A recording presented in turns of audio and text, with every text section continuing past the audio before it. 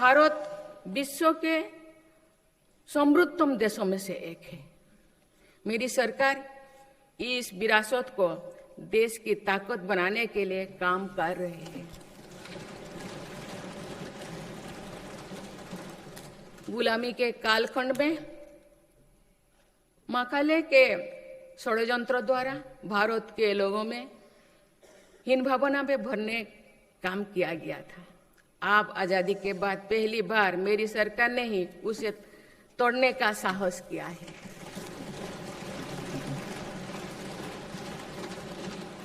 माननीय सदस्यगण, आज देश अपनी सांस्कृतिक धरोहर को सहेजने और संवारने के लिए हर मोर्चों पर काम कर रहा है।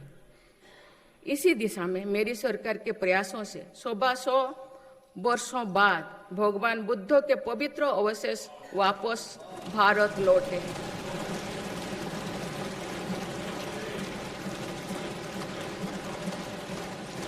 उन्हें अब सामान्य जनमानस के दर्शन के लिए समर्पित किया गया है। इस वर्ष सौराष्ट्र के सोमनाथ मंदिर के नवनिर्माण के 75 वर्ष भी पूरी होने जा रहे हैं।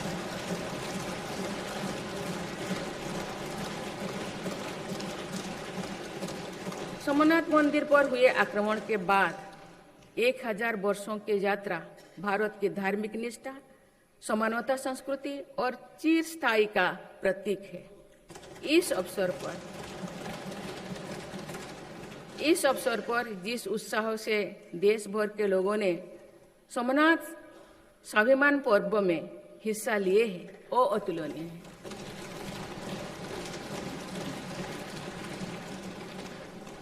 कुछ ही समय पूर्व राजेंद्र चल द्वारा गंगुईकोंडा चोलापुरम की स्थापना की भी 1000 वर्ष पूरी हुई।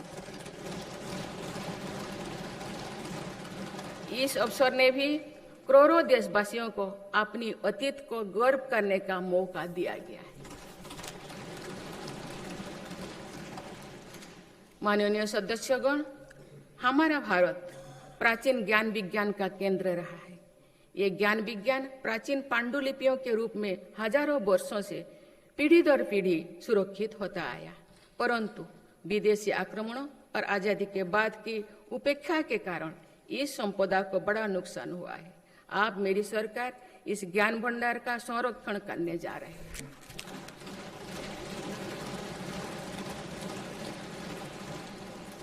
ज्ञान भारतम अभियान के माध्यम से देश भर की प्राचीन पांडुलिपियों के डिजिटलीकरण का काम शुरू किया गया है। आने वाले समय में ये प्रयास भारतीय ज्ञान परंपरा को सुरक्षित करने और जन सुलभ बनाने में महत्वपूर्ण भूमिका निभाएंगे। माननीय सदस्यगण, मेरी सरकार देश की आदिवासी विरासत को संरक्षित करने के लिए आदिवासी म्यूजियम भी बनवा रहे हैं। इसी क्रम में हाल ही में छत्तीसगढ़ में शहीद वीर नारायण सिंह आदिवासी स्वतंत्रता संग्राम सेनानी संग्रहालय को लोकार्पित किया गया है। मुझे एक कहते हुए प्रसन्नता हो रही है कि मेरे सरकार ने देश के संविधान का संताली भाषा में अनुवाद करवाया है और आदिवासी समाज का गौरव बढ़ाया है। माननीय सदस्यगण, जब हम अपने परंपराओं और संस्कृति का सम्मान करते हैं तो विश्व भी उसका सम्मान करता है। पिछले साल यूनेस्को ने हमारे पर्व दीपावली को अपने intangible cultural heritage of humanity की लिस्ट में शामिल किया है। दीपावली की पूरी दुनिया में बढ़ती लोकप्रियता के साथ ही यूनेस्को द्वारा उसका रिकॉग्निशन हम सब भारतीयों के लिए गर्व की बात है। माननीय सदस्यगण, विभिन्न मतों, अलग अलग विचारों के बीच ये सर्वमान्य है कि राष्ट्र से बड़ा कुछ नहीं है। पूज्य महात्मा गांधी, नेहरू जी, बाबा साहेब, सरदार पटेल, जेपी जी, लोहिया जी, पंडित दीनदयाल उपाध्याय, अटल जी सभी इसी विचार के रहे हैं कि लोकतंत्र में विषय पर भेदभाव होना स्वाभाविक है, लेकिन कुछ विषय मतभेदों से परे होना चाहिए।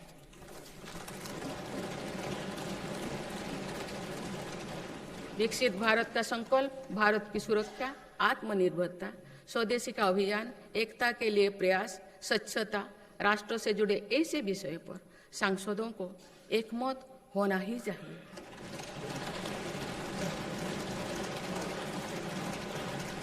हमारे संविधान की भावना भी यही है।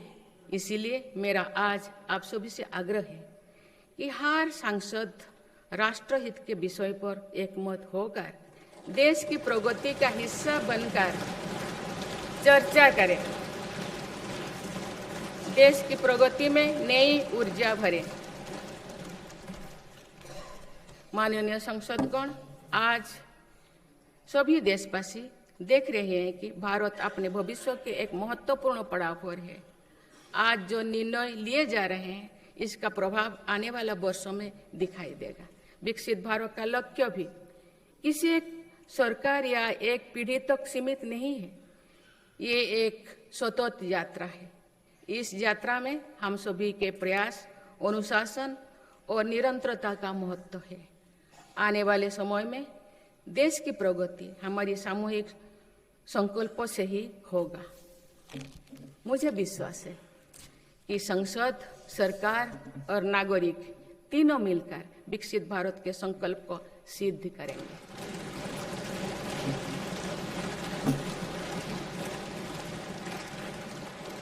हम भारतवासी राष्ट्रहित को सर्वोपरि रखते हुए संवैधानिक मूल्यों के साथ आगे बढ़ेंगे। सभी देशवासी अपने कर्तव्यों का निर्वहन राष्ट्रहित, राष्ट्र कल्याण में करेंगे। इसी विश्वास के साथ मैं सभी सांसदों को एक सफल और सार्थक सत्र के लिए बहुत बहुत शुभकामनाएं देती हूँ। धन्यवाद। जय हिंद, जय भारत।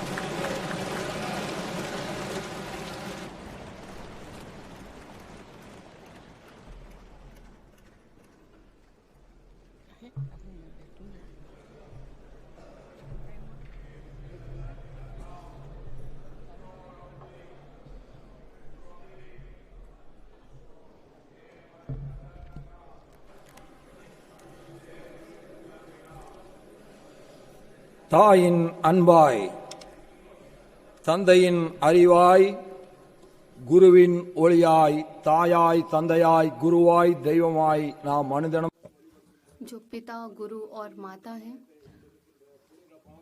हम सभी जो इस भूमि के रक्षक हैं उनके आगे झुकते हैं और हम इनका वंदन करते हैं।